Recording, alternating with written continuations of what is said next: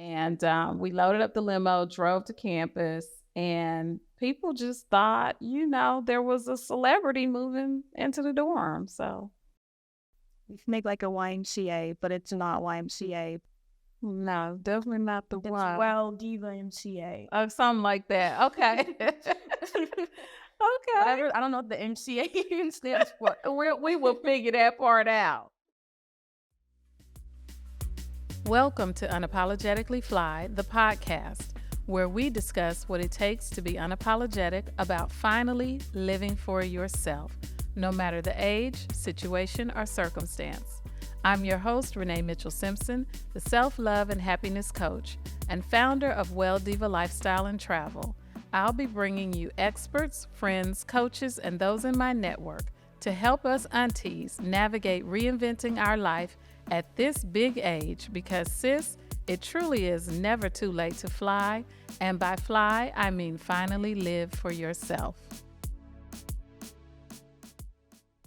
Hey guys, I'm here with the host of Unapologetically Fly, the podcast, also my mom.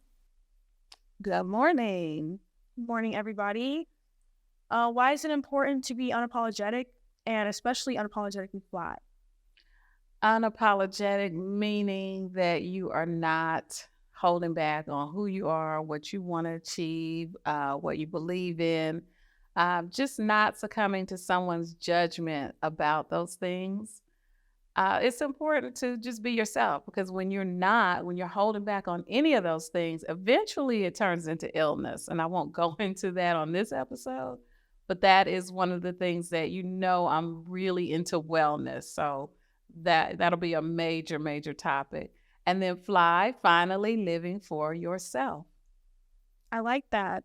That explains the shirt. Yeah. Namaste, fly. Absolutely. Did you come up with that like before or after you started using the word fly? The unapologetic? The finally living for yourself. Oh, yeah. That was kind of recent because I came up with Unapologetically Fly a few years ago, but I wanted the fly to mean more than just, being fly and fashion. I wanted it to mean more. And I had to just stop and think, what could that mean? Because I actually thought about changing the name to something else. But I was like, I really like that name. And one night I went to bed and the next morning it just came to me, finally living for yourself. And that's like so many women, even myself, so many women hold back on who they are, what they want to be in life, what they want to do with their life, trying to fit into someone else's box. I know we were talking earlier about like code switching, right. Being someone else on a job where you can't actually be who you are because it may affect, what's going on your job. It may affect a promotion or different relationships. So it's like, you get tired of that and you just finally have to live for yourself. I like that. Glad you do. What is going to be your main message to listeners on this podcast? Well, my company is Well Diva Lifestyle, and that's about live happy, be healthy, stay fly. So each episode is going to be about either happiness, health, or being fly. And that's not just the finally living, but also fly in fashion, because you know how I'm about my fashion. Mm-hmm. So we have a sponsor that I want to mention. Like I said, I'm into fashion, and these are the most fashionable candles I have ever seen in my life. And they're by Thompson Ferrier. I have the elephant, and the scent in that one is orange blossom. I first fell in love with orange blossom when I was in Morocco. That's actually the official fragrance of Morocco, I believe. And then the other one I have is the Gold Buddha. And that candle it has a Palo Santo scent to it, which I love to burn Palo Santo around the house, especially in my office. It helps with releasing your creativity. So again, Thompson Ferrier, you can go to thompsonferrier.com/welldiva to get some of these luxurious candles. And which scent is your favorite? I would say the orange blossom. I love orange blossom. You know, I'm all about fragrances. Orange blossom is my living room fragrance, and Palo Santo is my office fragrance. So those are two of my favorites. There is a different fragrance in every piece of this house. Every every room has its own scent. Absolutely. So you say happy, healthy fly. Which one do you think is the hardest for women to attain, and how do you keep it? Oh, girl, that's a good one. I would say, I guess it depends on the person, but gosh, I was gonna say healthy, and I said it depends on the person because some of us are really more into health than others. So it kind of depends. I got into health when I was like maybe 17, 18, because my mom got into health back then. She saw a nutritionist. She came back and started changing her diet. And over a few months, she lost like a lot of weight. So I saw what she did. And then I started to ask her, what do I need to do? And it was all about changing the diet. So for me, a healthy diet is really not difficult, but I never really got into the exercise part. And then you have some women who are really into exercise. So that kind of depends. The happiness part, though, that's really about being unapologetic about who you are and what you want, right? It's very difficult to be happy if you're living for someone else, or if you're living in a way that that pleases someone else and holds back on what you want. So that actually may be the hardest one. And then fly, that's a lot easier because if you don't have your own sense of style, you can always get a stylist. You can look at some magazines and create a whole new sense of style. So yeah, that's a hard one though. I would say happy might be the hardest because that actually takes some guts. There's a lot of risk taking involved in pursuing your own happiness. Yeah, like when I left my job to start Well Diva Lifestyle, that was a huge risk to leave a steady paycheck, to start your own job. Any entrepreneur knows that there's a huge risk in the pursuit of happiness through your career. Yeah. And how have you pursued happiness this year? Oh, this year I moved back to Atlanta. I first moved to Atlanta in '85. So as far as I'm concerned, I'm from Atlanta, and all these people keep talking about it's full, don't come here. I was here before most of them were even born. So Atlanta is mine, okay? And I mean Atlanta. I was not in Decatur. I was not in what the girl say, that is not Atlanta. I was not somewhere else. I was in Atlanta. I moved here in '85 when I graduated from high school. And I moved here to go to Spelman, and I did not just go, I graduated. And so I was in Atlanta for 17 years. So this is home for me. And I left and went back to California, which is where I lived when I was like in middle school and elementary school and high school. I was in California. So I went back there and, met your dad. Well, I didn't meet him, I already knew him. But anyway, we got married. So I stayed in California for 20 years and I'm finally back in Atlanta now. And this is my happy place. It is. It's like I picked up where I left off and I'm just real comfortable here. So that's the one big thing I did for my happiness this year. And also going to the podcast summit, which really just pushed me off the ledge to go ahead and start this podcast. Because as you know, how long I've been talking about a podcast? Since I started hearing about them. And probably like 2013. Yeah. Several years I've been talking about it. So yeah, that's something that's, pursuit of happiness. Finally doing that. So you built so much, but what do you see at the very end? When you say the very end, you talking about when I'm gone? Like when you finally stop working, because you keep finding new things and there's a lot that you have a lot of ideas. Yeah. come up with new ideas like every day. And I think eventually you're probably going to do like all of them. Yeah. That's a good question. Well, I hope that I'm gonna tell you, I would love down the road for you and I to do something together. Since I have my psychology degree, you're getting your psychology degree. I would love for us to, that's like a ultimate dream, which I probably never shared with you, or maybe I have. I haven't. Okay. Our ultimate dream is for us to be have a team where we have like, because I do life coaching and you want to do therapy and I also do hypnosis.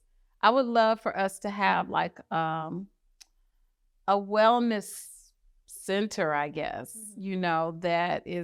that centered on mental and emotional wellness, but also as a nutritionist and dietitian and a plant-based chef, I would like to incorporate like all aspects of wellness into this corporation. So that would be great. You want to do it? That sounds good. Well, that can tie into the childcare center that I want. Yeah. So we can just do like a whole rec center, basically. Okay. We can make like a YMCA, but it's not YMCA. No, definitely not the It's one. Well Diva MCA. Or something like that. Okay. Okay. Whatever. I don't know what the MCA stands for. We will figure that part out. But yeah, so you are a plant-based chef. Do you have any plant-based unpopular opinions? Let's see. Oh, yeah, I do. Yes, I do. Particularly since I got back to Atlanta, because coming from California, in California, we're all about what? Clean eating. Thank you. Organic, this and that, raw, this and that. Health, right. Kale. Right. Real health. We're all about real health there. So when I got back to Atlanta and I'm like, okay, I hope I can find, some vegan dishes, some vegan restaurants, some vegan options. And everything is like, there's no meat, there's no dairy, but it's not really healthy. So I'm kind of like, well, what's the point? Like, why are you eating, why are you following a meatless diet? Because let's be honest, it's not plant-based unless it's mostly plants. Mm-hmm. So people will say, I'm plant-based, but the base of your diet is not plants. The base of your diet is, something fried and glutinous, like a big plate of pasta is not plant-based. It's just meatless. Yeah. So I think that's my unpopular opinion. Like, what's the point? Like, if you're not going to eat healthy, then, and I guess I'm not going to say, well, you might as well eat animals because animals are our friends. Animals are our friends. I love cows. But yeah, I'm like, well, what's the point? So yeah. So a plate of vegan lasagna, it's not effective. If your lasagna noodles are made out of thinly sliced sheets of zucchini, oops, then that makes it healthy. Like if you have a plate of zucchini spiral noodles and that's your spaghetti, then that's cool, But like I feel like there needs to be a lot of vegetables on that plate for it to even, because when I ate meat, I loved it. So why are you giving it up, for just so you can have something fried? Mm-hmm. Yeah.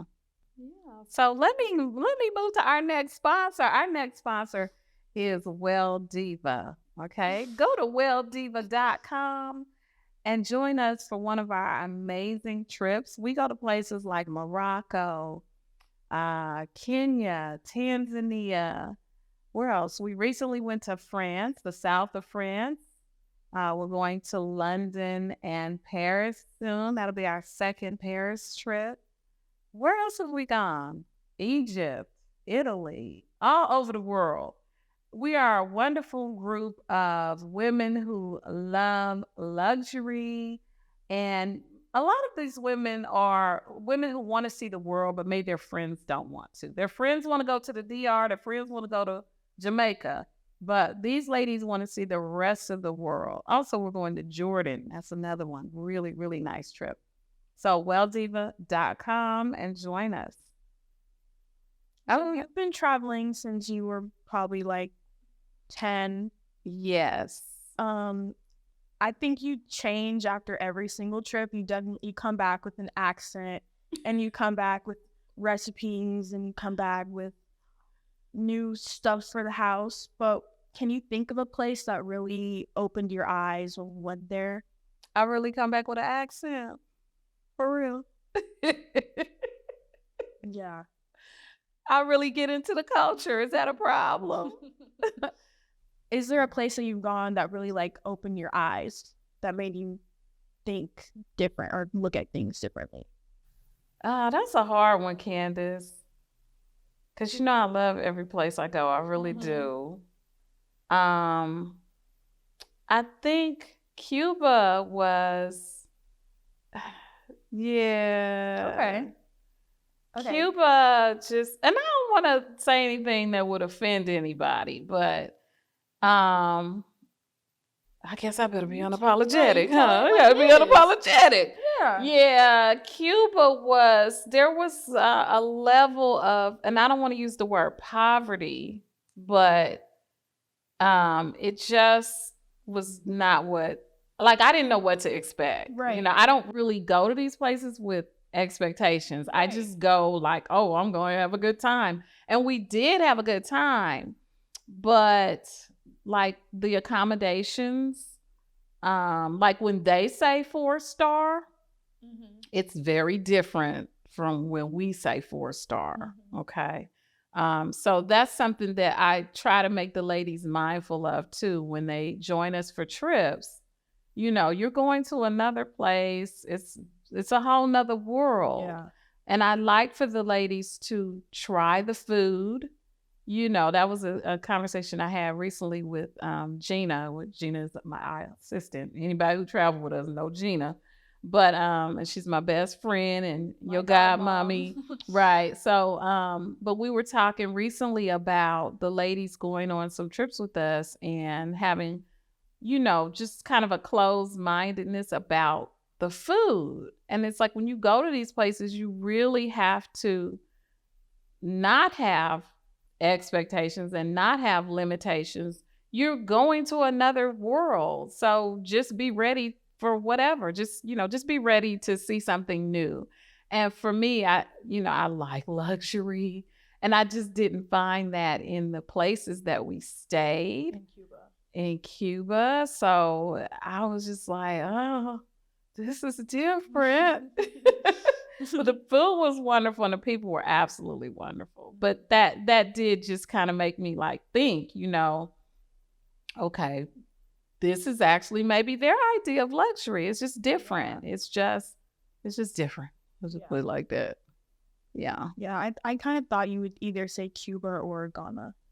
Oh, honey, Ghana. I wouldn't know come back. I loved Ghana. But it's funny when I first got to Ghana, I said, "Oh my God, this looks like Atlanta." I did, because I was like, I never seen so many Black people. It's like Atlanta. It's just as hot, you know. But yeah, I love Ghana. Wonderful place, wonderful people. I could live there easily, until I heard about how much it costs to fly from Ghana to other countries within Africa. Really? That kind of put the brakes on the plan. As if you were here flying to other places, how it's like expensive? Yeah, I heard that some people will buy a ticket, and not just Ghana, from countries within Africa. They will buy a ticket. Say you live in Rwanda, because you know I've been talking about going there too. You live in Rwanda and you want to go to Ghana, you buy a ticket to London and you enjoy London, and then you buy a ticket to Ghana. That's crazy. Yeah. And they say that's cheaper than flying directly. And I'm just using those two countries as an example. But I have heard that it's cheaper to buy a ticket to another country and come back to the country you want to visit than it is to just fly direct. Yeah, that's so unfair. Yeah, that kind of put the brakes on my plan to move to Africa. I was like, 'cause I gotta fly, I gotta get around. She almost made it out there. Almost. Maybe later. Do you have any like traveler pet peeves? Pet peeves, like with for give me an It example. could be like about traveling. It could be about the airports. It could be about hotels. Just any pet peeves related to travel. I probably do. Do you know of any that you heard me talk about? I'm trying to think like what A travel pet peeve. I mean, I don't like unpacking when I get home. That's not really like a pet peeve.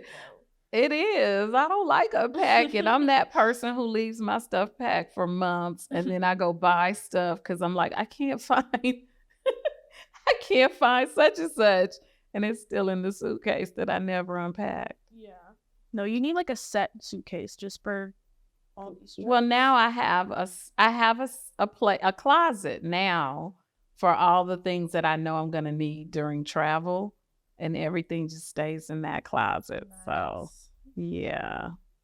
Okay. Yeah. So if you could take just 3 things to travel with and you have to get everything else at a foreign country, what would be those 3 things? I always have my blankie.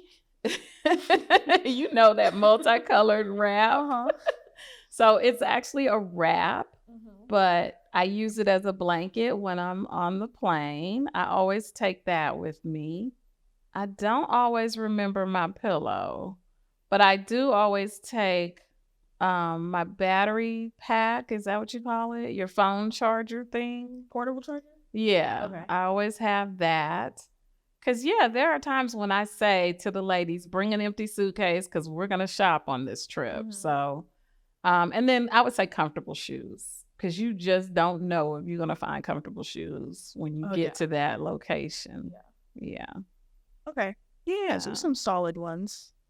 I thought you were going to say like a little sample. Perfume sample. Oh, yes, of course. So you get those there. Most likely. Yeah, I always take perfume with me though, because I'm trying to think. Seems like I went somewhere recently and I think it was Ghana. Yeah, it was Ghana, where I was like looking for fragrances that are made in, because I always want the fragrances made at that location.